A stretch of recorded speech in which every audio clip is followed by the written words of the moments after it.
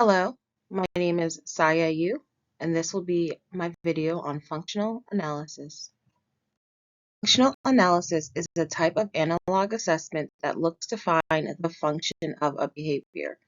So what is maintaining these behaviors? In a functional analysis, four experimental contrived conditions are utilized to find out exactly what is maintaining a target or problem behavior. Here are some of the various conditions of a functional analysis.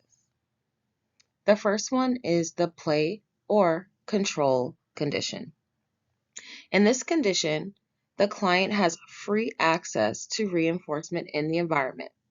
No demands are placed in this condition. There is also the contingent escape or demand condition. This is where behavior is typically maintained by escape. There is also the contingent attention. This is where the behavior may be maintained by attention. There is an alone condition, that of which a behavior may be maintained by self-stimulation. Then there is the access to tangible condition, where behavior may be maintained by access to preferred items. As discussed earlier, the free play condition is also known as the control condition. This is where the client is allowed to freely engage with the environment. The client also has free access to reinforcement while not engaging in the problem behavior. This is where we expect problem behavior to be low. Condition is the contingent escape condition. This involves a cessation of task when the client engages in the problem or target behavior. A demand is typically placed in this condition. For example, Julia is presented with her homework. Julia then engages in fighting, which is the target behavior. After her therapist sees the behavior, the task is then ended. This can be repeated. If the behavior is higher in this condition, the behavior may be maintained by escape. The next condition that we have here is the contingent attention condition. In this condition, attention is delivered when the target behavior occurs.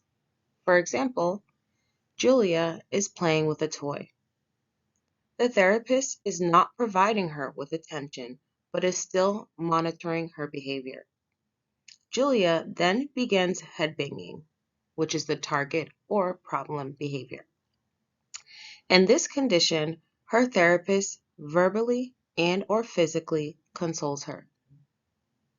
If you see the behavior increase or the behavior occurs more frequently in this condition, the behavior may be maintained by attention. Next condition is the alone condition. The client is left alone here. This is different from the control condition. The client does not have free access to external reinforcers. There are also no consequences for engaging in behaviors. This may be modified if the client does engage in dangerous behaviors. If the client continues to engage in the target behavior, the behavior may be reinforced automatically. So this behavior may be self-stimulating. Is the access to tangibles condition. This is where the client engages in the target behavior and then reinforcement in the form of a tangible is delivered. If you see a high frequency of occurrence or the behavior increases, the behavior may be reinforced by access to tangibles.